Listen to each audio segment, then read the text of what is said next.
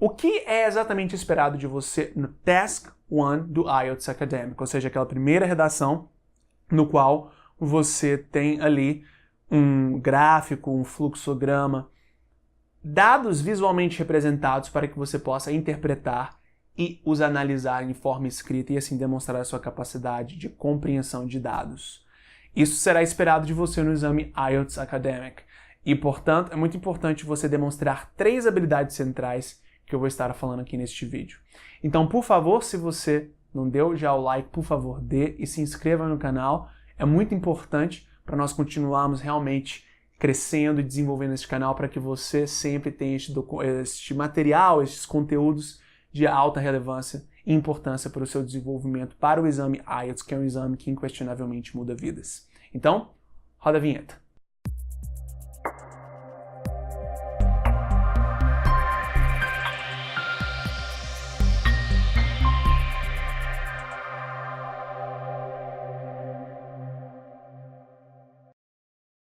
Então, são 3 habilidades centrais que você precisa de demonstrar em sua escrita no IELTS Academic Writing Task 1. A primeira é a habilidade de síntese. A segunda é a habilidade de seleção. E a terceira e última habilidade é a habilidade de comparação. Vamos ir mais a fundo sobre o que cada uma dessas habilidades significa. Começando pela habilidade de síntese.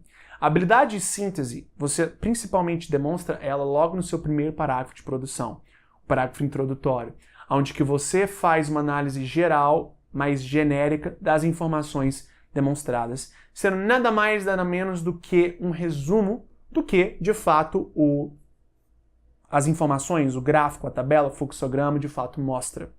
E o objetivo disso é você realmente conseguir demonstrar o quão bem você compreendeu as informações de uma forma geral. Qual é o objetivo final daqueles dados, daquela tabela, daquele gráfico no final das contas.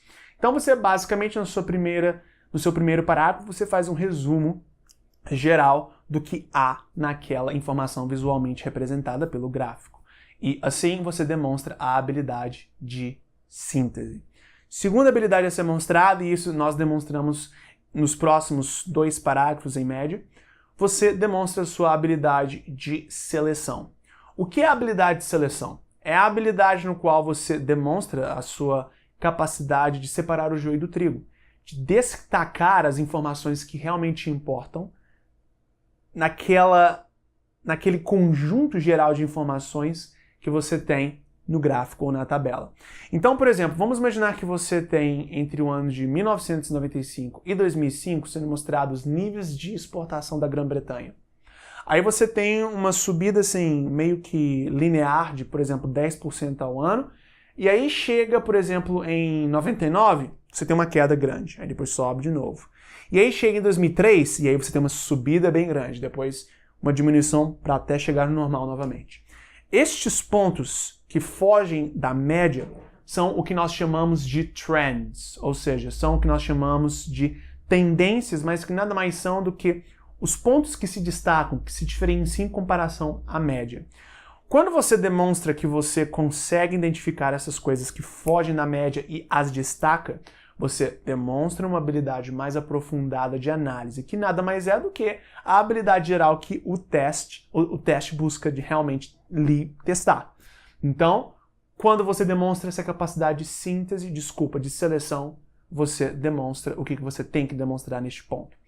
E aí, depois de você, então, destacar o joio do trigo, as informações que realmente importam, temos no final, e isso vai provavelmente no último parágrafo da sua produção. Estamos falando, então, de uma produção curta. No Task 1, você tem uma produção aí de, no mínimo, 150 palavras, mas também não pode fugir muito além disso. Então, sugiro uma produção de entre 60 e 180 palavras.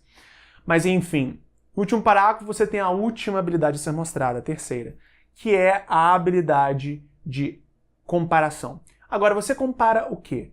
Você compara esses trends, esses pontos que se diferenciam da média entre si, não é? Então você compara estes pontos que você destacou na sua seleção entre si, e também você compara esses trends à média geral das informações que você vê, a média geral dos dados que você vê no gráfico, por exemplo.